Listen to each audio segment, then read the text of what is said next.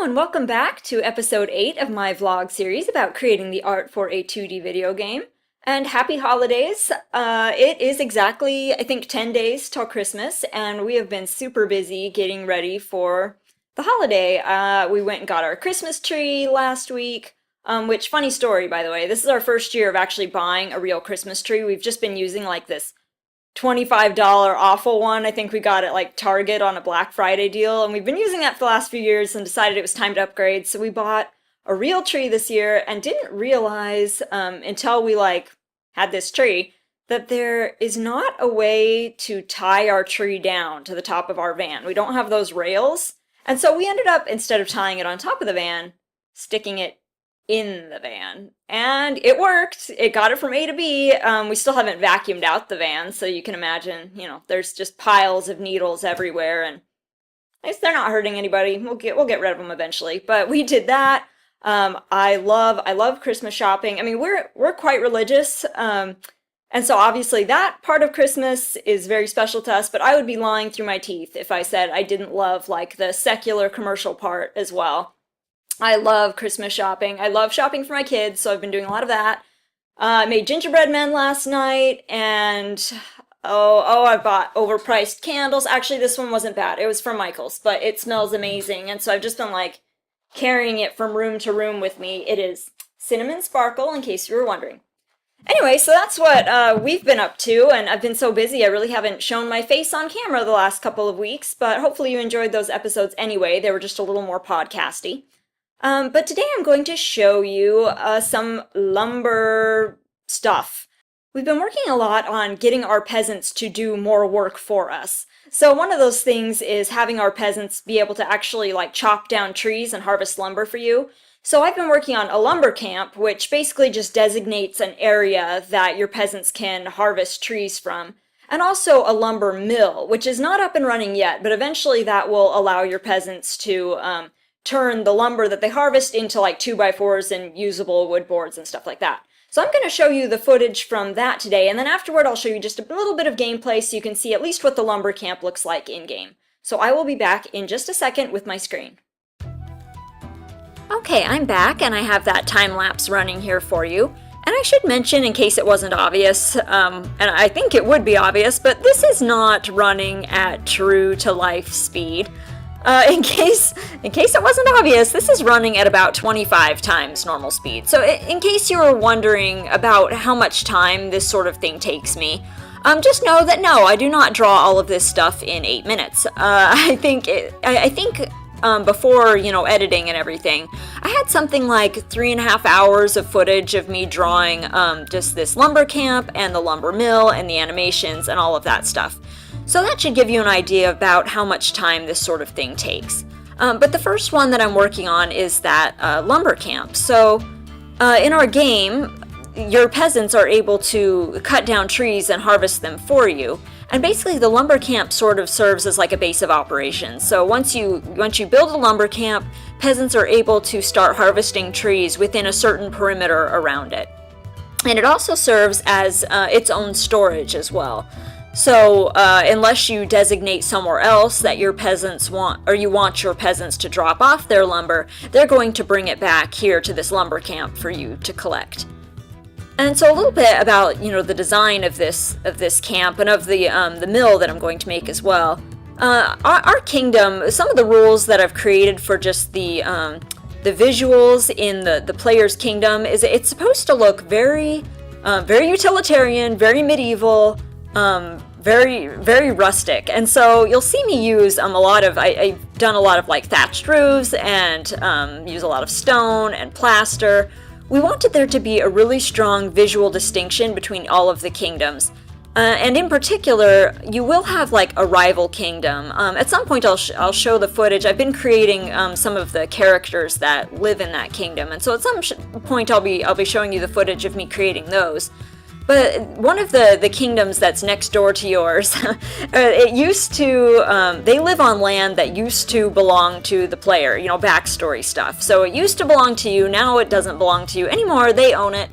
And they have built this really thriving metropolis basically over there, and it's going to be very very ornate, very gaudy, rococo, like everything gilded and very decorative. And so by comparison, your kingdom is going to look like, kind of very backwards.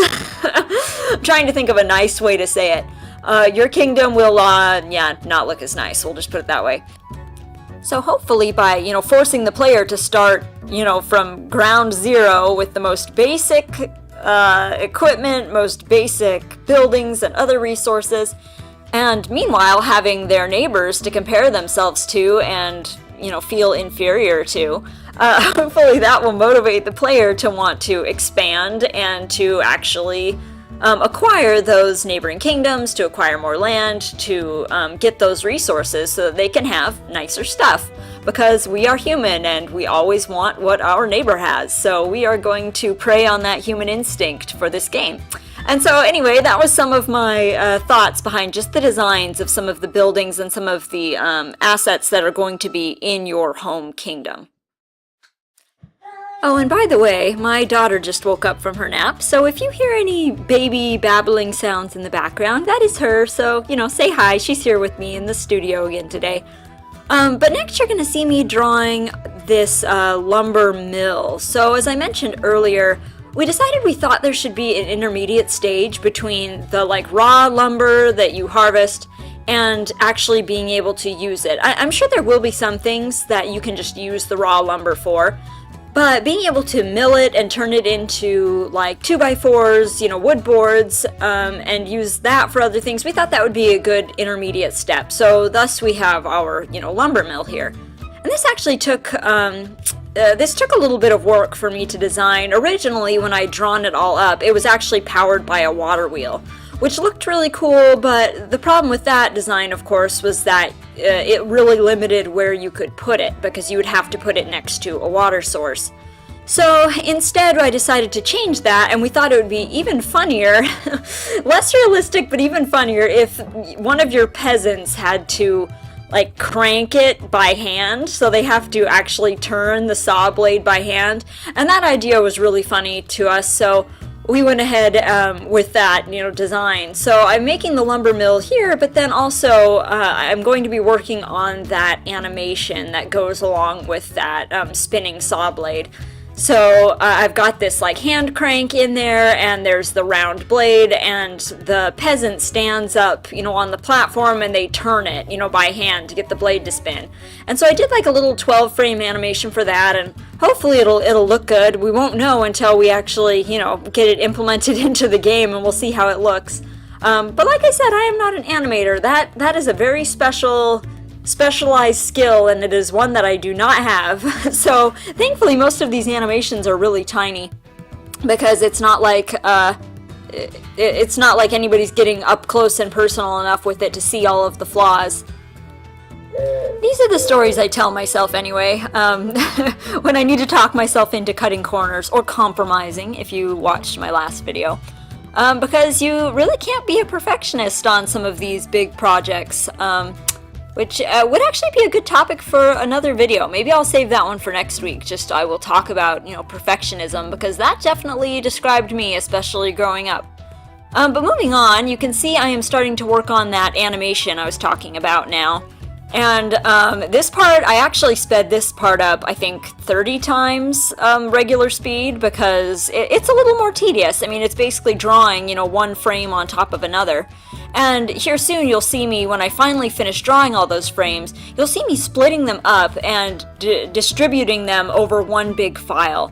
And the reason I do that is because Unity can then slice up that file into equal pieces and then restack them. So it will take each of those frames and then stack them up, in the proper order. And that's how, it forms the animation. But on my end, I have to draw them all out, frame by frame, and then I have to take the time to space them out on one big sheet and make sure they're all equally spaced, so that when they're stacked, they realign. And I deliver the sprite sheet that way. And of course, last but not least, you'll see me making this wood board here. So this is what comes out of the lumber mill, basically. So When you harvest that raw lumber from, chopping down trees, it goes through the mill and you end up with this board here, which of course then in turn is usable to make other things. Oh, and I guess there is one more thing. So of course there's the icons. Everything in this game has to have its own icon basically. So the lumber camp and the lumber mill each have a little icon that will show up in your menu, so when you go to look at the things you can build, those icons will be in there.